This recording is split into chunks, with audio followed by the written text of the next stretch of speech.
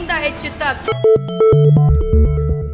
Welcome back. City railway ನಿಲ್ದಾಣದಲ್ಲಿ ಚೋರಿ gang active ಆಗಿದೆ. ಒಂದೇ ತಿಂಗಳಲ್ಲಿ ಕಳ್ಳತನದ ಪ್ರಕರಣಗಳು ಜಾಸ್ತಿ ಆಗಿದೆ. ಪ್ರಯಾಣಿಕರ ಸಂಖ್ಯೆ ಹೆಚ್ಚಾಗ್ತಾ ಇದ್ದಂತೆ ಕಳ್ಳತನ ಶುರುವಾಗ್ತಾ ಇದೆ. ಟೀ ಕಾಫಿ ವ್ಯಾಪಾರಿ, ಫುಡ್ ಡೆಲಿವರಿ ಸಮವಸ್ತ್ರದಲ್ಲಿ ತಮ್ಮ ಕೈ ಚಳಕವನ್ನ ಕಳ್ಳರು ತೋರಿಸ್ತಾ ಇದ್ದಾರೆ. ಮಹಿಳೆಯರ ಬ್ಯಾಗ್ ಅನ್ನ ಟಾರ್ಗೆಟ್ ಮಾಡ್ತಾ ಇದ್ದಾರೆ, ಫಾಲೋ ಮಾಡ್ತಾರೆ, ಬ್ಯಾಗ್ ಮೇಲೆನೆ ಹೆಚ್ಚು ನಿಗಾ ಇಡ್ತಾರೆ. ಸೊ ಇವರು ಟಾರ್ಗೆಟ್ ಮಾಡ್ತಾರೆ ಇಂಥವ್ರನ್ನ. ಬೋಗಿ ಹತ್ತಿದ ಮೇಲೆ ಪಕ್ಕದಲ್ಲೇ ಟೀ ಮಾರುವಂತ ಪ್ರಯತ್ನ ಮಾಡ್ತಾರೆ.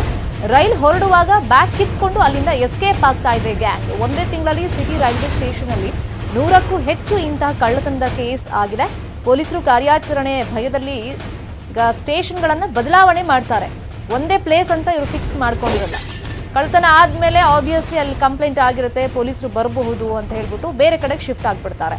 ದಿನಕ್ಕೊಂದು ಸ್ಟೇಷನ್ಗೆ ಸ್ಥಳವನ್ನ ಚೇಂಜ್ ಮಾಡ್ತಾ ಇದೆ ಈ ಚೋರರ ಗ್ಯಾಂಗ್.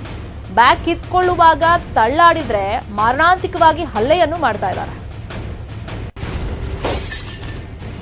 ಮೊಬೈಲ್ ಥೆಫ್ಟ್ಗಳು ಹಾಗೂ ಬ್ಯಾಗ್ ಥೆಫ್ಟ್ಗಳು, ಬ್ಯಾಗ್ನ ಕದಿಯೋದು, ಮೊಬೈಲ್ನ ಎಚ್ಚರದ ಮಲಗಿದ್ದಾಗ ಎತ್ಕೊಂಡು ತಗೊಂಡು ಹೋಗೋದು, ಇದು ಜಾಸ್ತಿಯಾಗಿ ಕಂಡು ಬಂದಿದೆ.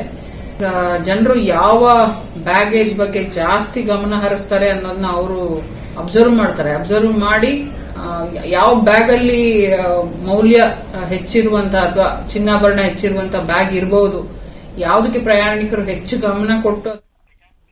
ಸೇನಾ ಹೆಲಿಕಾಪ್ಟರ್ ದುರಂತದಲ್ಲಿ ಗಂಭೀರವಾಗಿ ಗಾಯಗೊಂಡು ಬೆಂಗಳೂರಿನ ಕಮಾಂಡೋ ಆಸ್ಪತ್ರೆಯಲ್ಲಿ ಮೃತಪಟ್ಟಿದ್ದ ಕ್ಯಾಪ್ಟನ್ ವರುಣ್ ಸಿಂಗ್ ಪಾರ್ಥಿವ ಶರೀರವನ್ನು ಹುಟ್ಟೂರಿಗೆ ಕೊಂಡೊಯ್ಯಲಾಗಿದೆ. ಬೆಂಗಳೂರಿನ ಯಲಹಂಕ ವಾಯುನೆಲೆಯಿಂದ ಹುಟ್ಟೂರು ಭೋಪಾಲ್ಗೆ ಪಾರ್ಥಿವ ಶರೀರವನ್ನು ಏರ್ಲಿಫ್ಟ್ ಮಾಡಲಾಯಿತು. ಭೋಪಾಲ್ನಲ್ಲಿ ವರುಣ್ ಸಿಂಗ್ಗೆ ಏರ್ಫೋರ್ಸ್ ಅಧಿಕಾರಿಗಳು ಅಂತಿಮ ನಮನವನ್ನು ಸಲ್ಲಿಸ್ತಾ ಇದ್ದಾರೆ. ಇದಕ್ಕೂ ಮುಂಚೆ ಯಲಹಂಕ ವಾಯುನೆಲೆಯಲ್ಲಿ ವರುಣ್ ಸಿಂಗ್ ಪಾರ್ಥಿವ ಶರೀರಕ್ಕೆ ಏರ್ಫೋರ್ಸ್ ಅಧಿಕಾರಿಗಳು ಅಂತಿಮ ನಮನ ಸಲ್ಲಿಸಿದರು. ರಾಜ್ಯಪಾಲ ಗೆಹ್ಲೋಟ್ ಕೂಡ ಅಂತಿಮ ನಮನ ಸಲ್ಲಿಸಿದರು.